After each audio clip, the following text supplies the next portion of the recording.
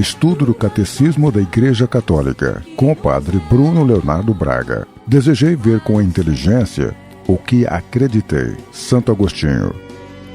Tuas asas que nos elevam em contemplação. Nós vamos continuar a nossa meditação sobre o Catecismo da Igreja. Hoje, propriamente, nós vamos começar o segundo artigo da nossa profissão de fé, que diz: em Jesus Cristo, seu Filho único, nosso Senhor. E na semana passada nós fizemos apenas uma recapitulação do caminho percorrido até agora e a introdução ao mistério de Cristo, né? E nessa meditação sobre Jesus Cristo, Filho único de Deus, nosso Senhor, o Catecismo organiza em 4 pontos. Meditando sobre Jesus, o nome de Jesus. Outro ponto, meditando sobre o título, o Cristo. O terceiro ponto, Filho único de Deus. E o quarto ponto, o título também de Senhor. Hoje nós vamos meditar sobre estes 2 primeiros, o nome de Jesus e o título de Cristo. A palavra Jesus, no hebraico, significa Deus salva. Nós vemos o anjo Gabriel, no momento da anunciação à Virgem Maria, que ao mesmo tempo que exprime a identidade, quem é o Filho de Maria, também aponta qual que é a sua missão. Ele é o Deus que salva. Ele é a salvação de Deus vindo ao encontro dos homens. Nós temos essa ideia revelada, é claro, de que somente Deus pode perdoar os pecados. E por que isso acontece? Porque a ofensa que nós cometemos com o nosso pecado é uma ofensa dirigida a Deus. Então, é Ele quem tem que perdoar. Se eu ofendo uma pessoa, eu não posso pedir perdão para outra pessoa. É para aquela pessoa que eu ofendi que eu devo pedir meu perdão. Então, uma vez que só Deus pode perdoar os pecados, é Ele que em Jesus, o seu Filho eterno feito homem, salvará seu povo dos pecados. Em Jesus, portanto, Deus recapitula toda a história de salvação em favor dos homens. Com efeito, na história da salvação, nós vemos Deus realizar atos salvadores em relação ao seu povo. Como, por exemplo, quando ele salvou os hebreus, os filhos de Israel, do Egito, a casa da escravidão.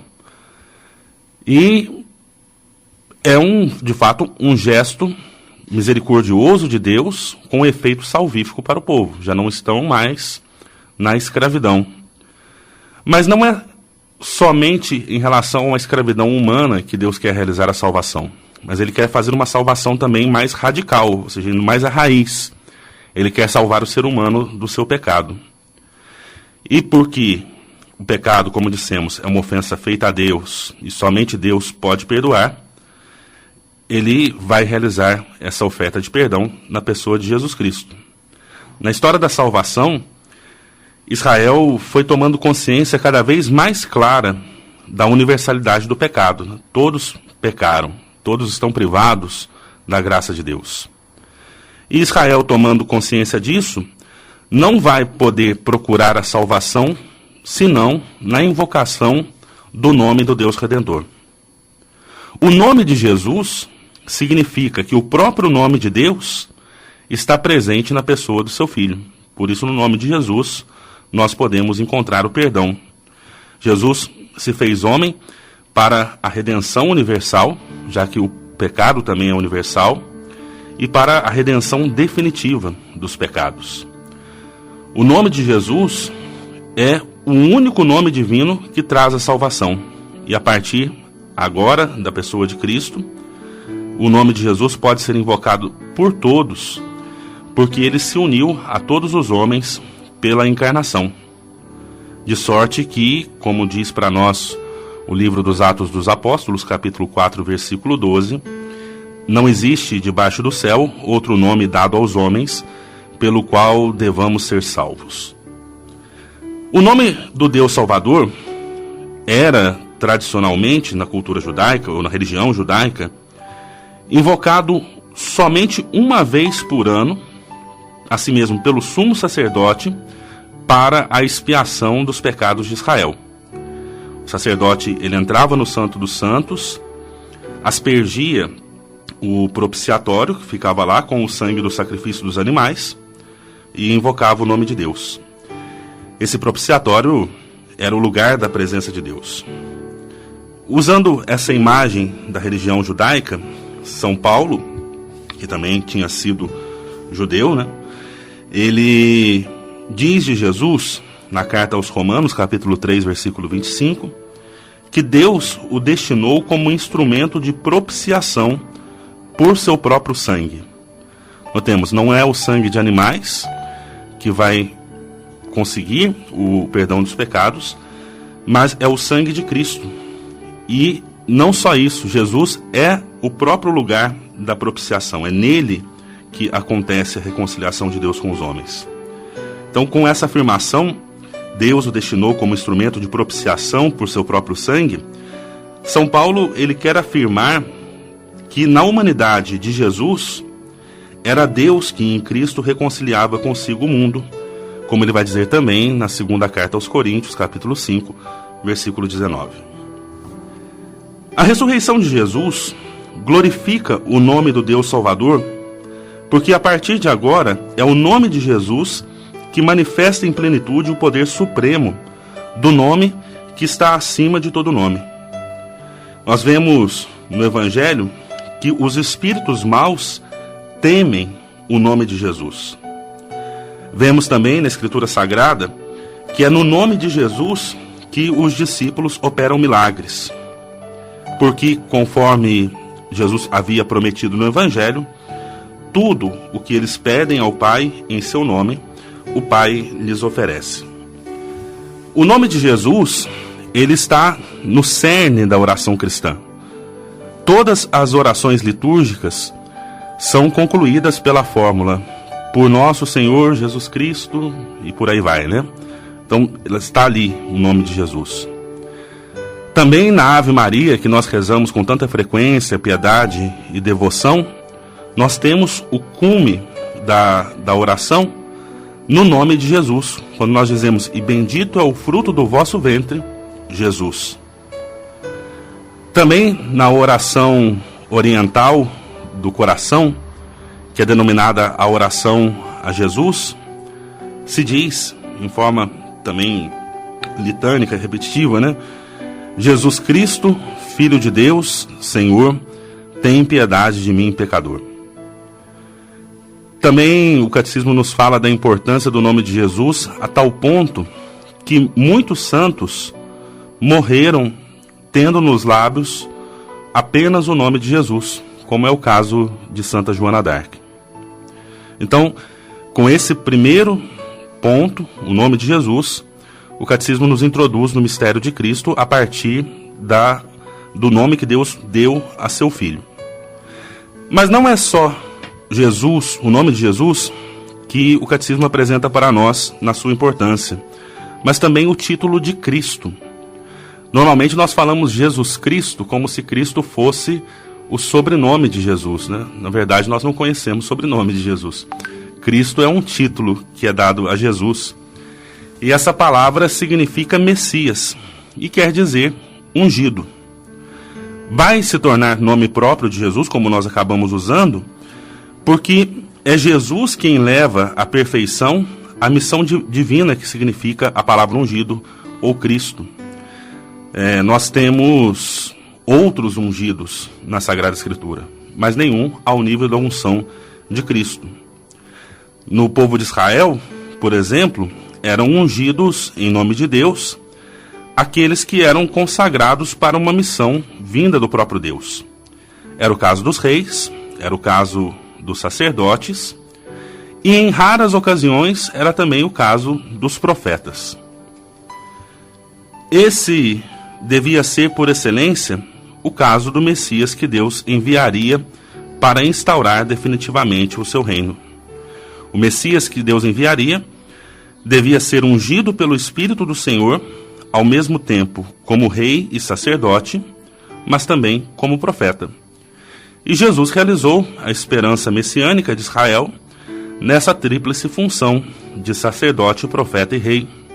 Sacerdote oferecendo o sacrifício de si mesmo para a expiação dos nossos pecados, profeta anunciando o reino dos céus e rei inaugurando esse reino que ele entregará nas mãos do Pai no fim dos tempos. Quando o anjo anunciou em Belém aos pastores, ou nos arredores de Belém, aos pastores, o nascimento de Jesus, ele usou esse título do Messias que foi prometido a Israel, dizendo: hoje na cidade de Davi nasceu-vos um Salvador, que é o Cristo Senhor.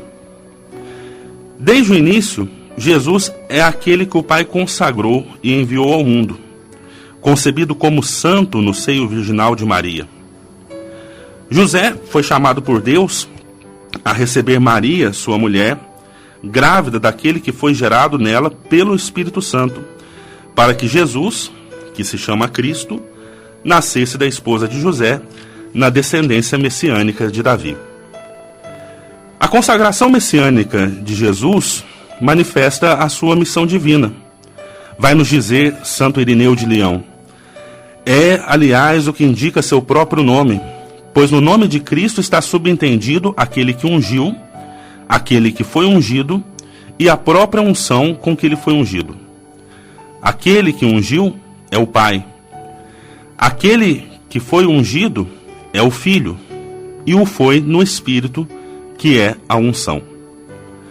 A consagração messiânica eterna de Jesus foi se revelar no tempo da sua vida terrestre por ocasião do seu batismo. Quando João batizou Jesus no Rio Jordão, diz para nós a Escritura Sagrada, Deus o ungiu com o Espírito Santo e poder. Temos lá em Atos 10, versículo 38, para que ele fosse manifestado a Israel como seu Messias. Por suas obras e palavras, Jesus será conhecido como o Santo de Deus. Muitos judeus e também alguns pagãos que compartilhavam a esperança dos judeus reconheceram em Jesus os traços fundamentais do filho de Davi messiânico, prometido por Deus a Israel. Jesus não recusou o título de Messias. Ele aceitou esse título porque ele tinha direito, já que ele era realmente o Messias. Mas ele aceitou o título de Messias com reserva. Ele pedia que não se revelasse isso a ninguém. Por quê? Porque existia uma concepção demasiadamente humana e essencialmente política a respeito do Messias. Entre várias ideias que se tinha do Messias esperado, uma que era muito forte na época de Jesus, por causa do domínio do Império Romano, era a do Messias que lideraria os judeus na luta contra os romanos e se estabeleceria como rei em Israel. Então Jesus era Messias, mas ele não era esse Messias que eles estavam esperando. Nós vemos também na profissão de fé de Simão Pedro, quando ele pergunta quem vocês dizem que eu sou, ele diz: tu és o Cristo. Nós vemos que Jesus acolhe a profissão de fé de Pedro, que o reconhecia como Messias, mas anuncia em seguida a paixão que está próxima. E com isso ele revela o autêntico significado da sua realeza messiânica, tanto na sua identidade como filho do homem que desceu do céu, como na sua missão redentora como servo sofredor. Dirá Jesus em Mateus 10, 28, o Filho do Homem não veio para ser servido, mas para servir e dar a sua vida em resgate pela multidão. Por isso o verdadeiro sentido da realeza de Cristo só se manifestou no alto da cruz. E somente após a sua ressurreição é que a sua realeza messiânica vai poder ser proclamada por Pedro diante do povo de Deus, como vemos em Atos 2:36, que toda a casa de Israel saiba com certeza, Deus o constituiu Senhor e Cristo, este Jesus que vós crucificastes. Pela morte e ressurreição de Jesus, chegamos a essa compreensão do que significa o Cristo, do que significa o seu messianismo. E nós continuamos a nossa meditação sobre o segundo artigo da nossa profissão de fé na próxima semana.